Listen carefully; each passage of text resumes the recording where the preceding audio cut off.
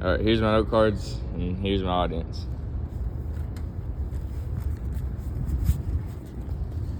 Hello, my name is Templeton, and I'm a senior at Warren County High School, and this is my tribute speech to Jonathan Isaac. When hearing about basketball, you may not think about sharing the gospel. You may think about someone who makes a lot of money and is only worried about their on-court performance. But for Isaac, his purpose for playing is a lot greater than that. His childhood was not all sunshine and rainbows. In his early years, he moved from the Bronx to Naples, Florida.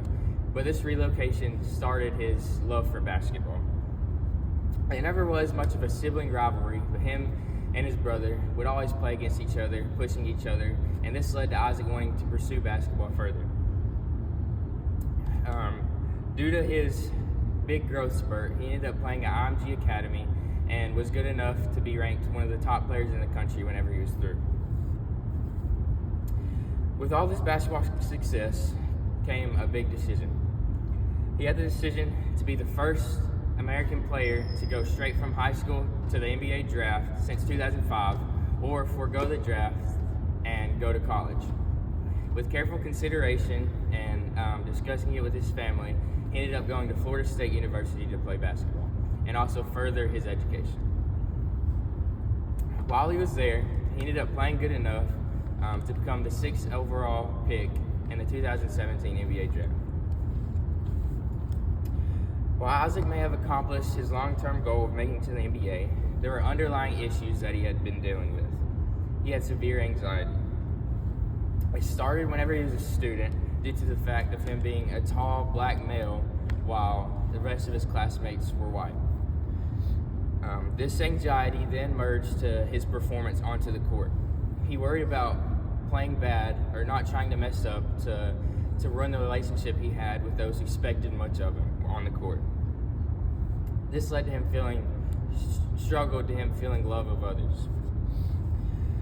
Isaac worked so hard for the love of others and tried his best to not lose it by playing badly. And while this may seem like a very, very hard time in Isaac's life, it ultimately led to his relationship with Christ. Through the love and faith of other Christians around him, Isaac then found his purpose in Christ. He finally found peace. In an interview, he stated, "I was so used to clinging to the perception that other people had of me and striving to be loved, but I've started to realize that I've started to rest in the love God has for me." He goes on to say he's been through many things, but through it all, he's trusted in God. And through this newfound purpose, Isaac made a bold stand for his faith before a game. After the death of George Floyd, the NBA, during the national anthem, a lot of the players decided to kneel, but Isaac stood. This was very controversial, but he said, "I found myself in this moment not really understanding my place in it. I started to explain, I see the problem, I just have a different solution. We all fall short of God's glory, and I don't want to point fingers at an individual person, or an entire race for that matter, because I need grace and mercy just like everyone else does." Through this action and the countless other actions that Isaac has showed his faith and boldly proclaimed God, it's greatly inspired me to do the same, to boldly live out my faith in front of my teammates, my coaches, and everyone that watches me on the court. Jonathan Isaac, while not having the easiest life and not always being a Christian, he stood for what he believed in. It has inspired me and countless others around the world to do the same.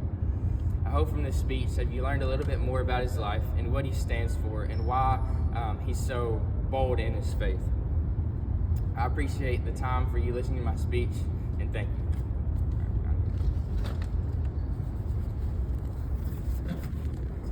Here's my audience.